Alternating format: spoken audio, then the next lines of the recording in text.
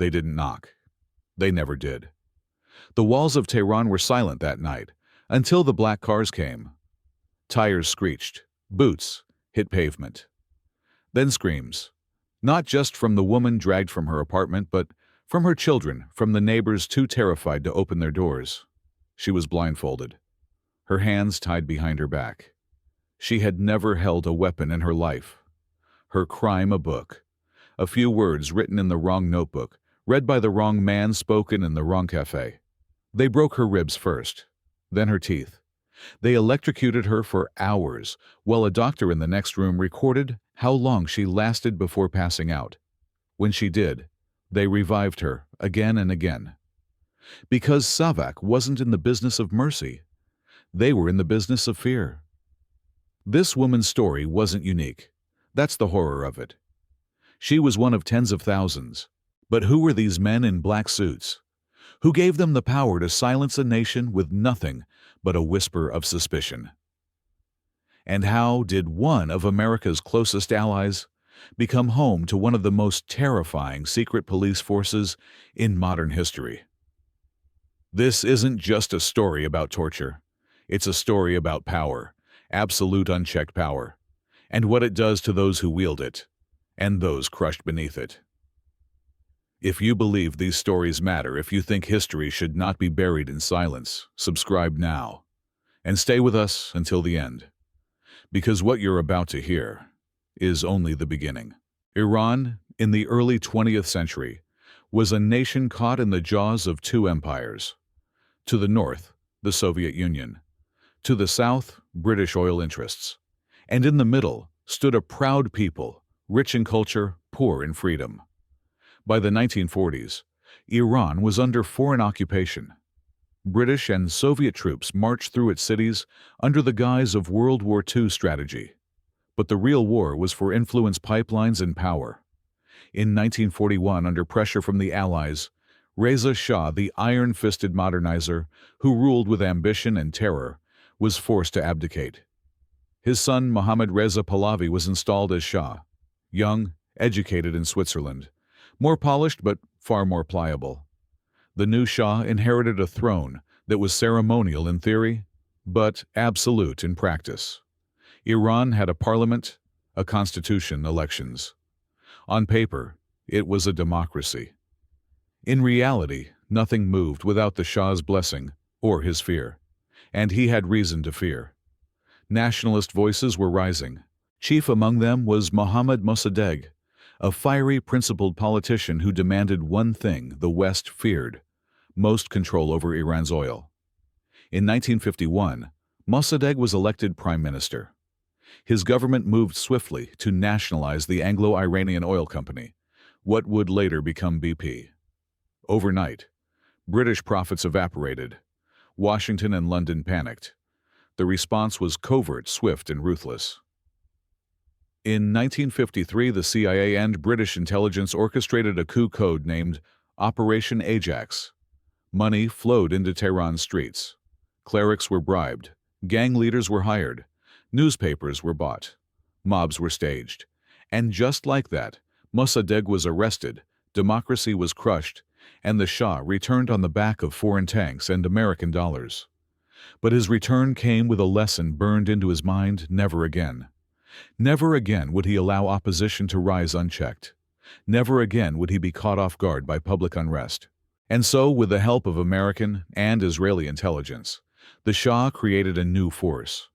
A secret police force. One that would find enemies before they spoke. One that would destroy them before they organized. Its name was simple, clinical, almost forgettable: SAVAK. The Organization of Intelligence and National Security sounded bureaucratic. It wasn't. SAVAK was a knife hidden in a velvet glove. It began as a tool for stability, but quickly transformed into an instrument of terror. At its height, it would boast over 60,000 agents and informants. Its reach extended from university classrooms to private bedrooms, from the halls of Parliament to whispers in tea shops. It monitored letters, listened to phone calls, interrogated scholars, kidnapped students, tortured artists. Officially, it existed to protect Iran from communist infiltration. Unofficially, it existed to protect one man's throne. The Shah ruled from palaces, soaked in gold and silence. He styled himself a modernizer, a king of kings, destined to bring Iran into the 20th century with skyscrapers, highways, and Western fashion. But beneath the glittering surface was a population increasingly fractured between rich and poor, secular and religious, ancient tradition and imported modernity. SAVAK stood at the center of that fracture, hammer in one hand, scalpel in the other. The fear it sowed was invisible, but omnipresent. Children whispered about it in schoolyards. Neighbors avoided eye contact. A single word, SAVAK, was enough to drain blood from any face. And the Shah encouraged it. Silence, after all, was the foundation of his rule. Yet every secret police needs a beginning, a moment when repression becomes policy, when paranoia becomes law, when a regime decides that fear is more useful than freedom. That moment was coming, and the world was watching. It started with a whisper. A professor at the University of Tehran paused mid-lecture. He had quoted a line from a poem innocuous to most ears, but beneath the surface political. A metaphor for cages kings and the cost of silence. His students nodded, some smiled. One took notes, another didn't. That student left the room early. By nightfall, the professor was gone. No charges, no trial, just gone. This was how the machine worked. The Shah's Iran looked to the outsider like a rising power. Western suits, oil wealth, glittering boulevards. But within a quiet war was being waged against thought, against dissent, against memory itself. The rules were changing unannounced. What had been tolerated yesterday could cost your life today. SAVAK had no official uniform. Its agents looked like anyone, a businessman, a waiter, even your brother. That was the point. Fear worked best when it came from everywhere and nowhere. By the early 1960s, resistance began to stir. It started in whispers, then sermons. Ayatollah Ruhollah Khomeini, a relatively unknown cleric at the time, began denouncing the Shah's white revolution, land reforms, women's suffrage, rapid westernization. To the clerics, it was a betrayal of tradition. To the poor, it was a redistribution of power that never reached them. Khomeini's words struck a nerve. SAVAK noticed. They bugged his home, followed his students, pressured his relatives. But the Ayatollah kept speaking, and his speeches grew louder, more daring. Until one day in 1963, after accusing the Shah of being a servant of Israel, Khomeini was arrested in the middle of the night. Thousands poured into the streets in protest. What followed was brutal. The military opened fire. Dozens, some say hundreds, were killed. It was a warning, but warnings can backfire. Instead of fear, the arrest fueled legend. Khomeini was exiled to Iraq, then later to France, but his tapes, his sermons, his voice still reached Iran. Meanwhile, SAVAK's methods escalated. Arrests turned into beatings, beatings into disappearances, interrogation into something darker. They had a building, not a prison, not officially. It was called Evin. Located on the northern edge of Tehran, beneath the Elborz Mountains. Trees lined the path, birds chirped in the morning. From the outside, it could pass for a quiet institute, but inside was another world. Evin prison became a place spoken of only in code. If your relative was sent there, you didn't ask when they'd return. If you were summoned there, you didn't come back the same, if you came back at all. One former prisoner described it like this: they made me undress. Then they asked me questions. I gave answers. They said they were lies. So they tied my hands and feet. They called it the chicken. My shoulders screamed. I passed out. When I woke up, the questions started again. Another wrote. They forced me to listen to my wife scream in the next room. They told me she would die if I didn't confess. I confessed. She still screamed. SAVAK didn't want truth. They wanted obedience. And still resistance grew. By the 1970s, underground cells of students, clerics, and leftist intellectuals formed across the country. Many had been educated in the West, inspired by the Cuban Revolution, the Algerian War, or Marxist ideology. They called themselves names like Mek Mujahideen Khalq or Fedayeen. SAVAK branded them as terrorists, and often they were. But before the bombs, before the blood, many simply handed out leaflets, organized reading groups, whispered truth. SAVAK infiltrated them all. One informant could dismantle an entire network. A single mole planted in a poetry group led to the arrest of 37 university students in Shiraz. Most were tortured. 4 were executed. Their crime planning to distribute anti-regime literature during Nowruz, the Persian New Year. But the more SAVAK cracked down, the more paranoia spread on both sides. Even inside SAVAK, suspicion began to grow. Loyalty was demanded, and betrayal was expected. Agents were tested. Some were turned against each other. Interrogators became prisoners. One senior officer vanished after he privately questioned a directive. His body was never found. His office was sealed. The message was clear. No one was above suspicion, not even the watchers. By 1975, the Shah no longer tolerated even controlled dissent. Political parties were banned. Opposition newspapers were shut down. Martial law flickered in the air. Torture was no longer whispered about, it was institutionalized. And with it came the science of suffering.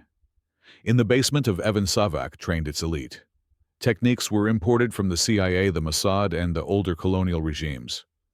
They didn't just beat people. They studied pressure points, psychological collapse, sensory deprivation, electrical thresholds. Rape became routine. So did mock executions. Some prisoners were forced to watch others die. Others were made to believe their families had been murdered. And yet some resisted. Some broke, but others did not. And in those silences, those agonizing moments where a prisoner chose to say nothing, despite everything, they found a flicker of dignity. SAVAK feared those silences, because it meant their power wasn't absolute. The Shah, increasingly isolated from the street, dismissed these reports as necessary. He saw himself as a bridge between civilizations, a benevolent monarch saving his nation from communism and clerical rule. He surrounded himself with advisors who praised his every move. He toured cities where only loyal crowds were allowed to gather. He gave speeches about modernization, while thousands rotted in hidden cells. But the cracks were spreading. In the South, workers went on strike. In Qom, clerics refused to preach the regime's line. In Tehran, intellectuals held secret readings of banned books by candlelight. And everywhere, SAVAK watched and waited. One evening in 1977, a journalist working for a European agency published a scathing piece on torture in Iran. It included names, dates, techniques. The source was anonymous. The story made headlines. International outrage followed. The Shah called it exaggeration. The journalist was banned. But the damage was done. Now the world knew, or at least suspected. Inside Iran, the fear remained, but so did the anger. And anger has a boiling point. A single spark, even a small one, could set the whole country ablaze. And that spark was coming. He was 23.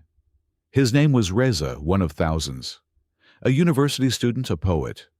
He had printed 3 pages of banned verse and left them scattered across park benches and campus halls. He thought it would be a whisper, a way to remind people they weren't alone. But whispers carried in Tehran. They came for him at night. No uniform, no warrant. Just a black bag over his head and fists in his stomach. He woke up in Evin. There was no trial. There rarely was. Instead, there was the corridor. A long, narrow hallway with metal doors and the faint stench of blood beneath bleach. Some screamed. Others sang verses to keep their minds from splintering. The lights never went off. Time unraveled. There were no clocks, only footsteps and the dread they brought. His interrogators gave him names. Confess. Who else wrote with you? He said nothing. The first few hours were beatings, bare hands, batons, boots. Then came the cables. Thick wires swung across the soles of his feet until he couldn't stand. They asked again. Still, he remained silent. Then they stripped him, tied his arms behind his back, and hoisted him off the ground until his shoulders cracked. They called it the chicken. He passed out once, then again. Each time they revived him with water-slap screams. They showed him photos of his sister, of his mother. We know where they live. Next time we bring them here too. Still, he said nothing. The days bled into each other. No sleep. No food except spoiled scraps thrown on the floor. When he vomited, they forced him to lick it clean. When he defecated himself, they laughed and wiped it across his face. In the cell next to him, someone was dying. He could hear it. The low, wet gasps. The begging. Then finally, silence. He wasn't sure what day it was when they dragged him out. Maybe the 10th. Maybe the 40th. This time, they brought him to a room with a camera. A black and white photograph of the Shah hung on the wall above. The guard stood still as a man in a gray suit entered. Clean hands. Expensive watch. "You're going to speak now," the man said. "You're going to do it for the camera." Reza's lip was split, his left eye swollen shut. The man held up a paper. "These are your crimes. You'll read them. You'll denounce your comrades. You'll tell the people watching that you are sorry and that the Shah is merciful." Reza didn't respond. The man stepped closer. "You will do this or you will die in a way even God won't recognize." Reza's mouth twitched, his teeth those he had left clenched. Then, slowly, painfully, he smiled. They didn't ask again. They dragged him to a separate wing. No sound here. Just the scent of oil leather and something else, something like rot. They tied him to a metal bed. Electrodes were taped to his temples, his chest, his groin. The technician didn't look at him, just checked the voltage, nodded. Then came the screams. He screamed until his throat tore. Then, just gurgles, then nothing. When they were done, they left him there. That night a doctor passed by, not a guard, a real doctor. He checked Reza's pulse. It was faint, barely there. Not yet, he whispered to no one in particular. They needed one more confession, but it never came. Reza died at dawn. No prayer, no last words. Just a trembling breath in a cold room.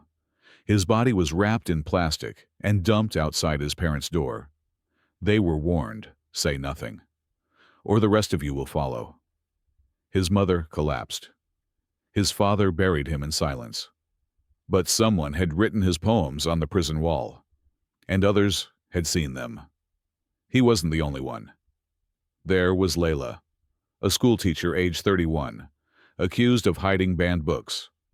Her trial lasted 12 minutes. She was sentenced for acts against the state. No lawyer, no appeal. They beat her so badly she couldn't stand, then raped her in front of other prisoners. They burned her with cigarettes and forced her to clean the blood with her clothes. One night, she tried to take her own life by biting through her own wrist. She survived. When they executed her, it wasn't even official. Just a guard with a pistol in a courtyard. One shot. The others were forced to watch. Her body was never returned. Or Hamid, a father of two, arrested for attending a mosque where Khomeini's sermons had once been played. His execution was procedural. They claimed he confessed to terrorism. No one believed it. His children still ask why, and thousands more. Students, clerics, factory workers, women, teenagers, artists, journalists. Anyone who dared to think, their names were erased, but their screams. The walls remember. Even the guards began to break. Some left. Others stayed and went quiet. One former SAVAK agent would later testify years later, when the regime fell, that the worst part wasn't the orders. It was how easy it became to follow them, how routine torture became, how silence became a way of life. The Shah remained insulated. His generals told him the prisons were under control, that everything was fine. He believed them, or needed to. By the late 1970s, Evin prison overflowed. The dead were buried in unmarked graves. The missing were never accounted for. The survivors rarely spoke. But the silence cracked. One prisoner freed after years of isolation made it across the border. He published a memoir in Paris, described the cable beatings, the rapes, the interrogations. At first, no one wanted to believe it. Then others came forward. And others. Soon the world could no longer look away. But inside Iran, the fear remained. Even as the regime began to teeter, even as protests spread like wildfire, the people remembered what happened to those who spoke. And yet they spoke anyway, one by one, city by city, rooftop by rooftop. They screamed for those who never could. And in that scream was rebellion. In that scream was memory. When the revolution came, it came like fire. By 1978, the streets of Tehran were no longer whispering, they were screaming.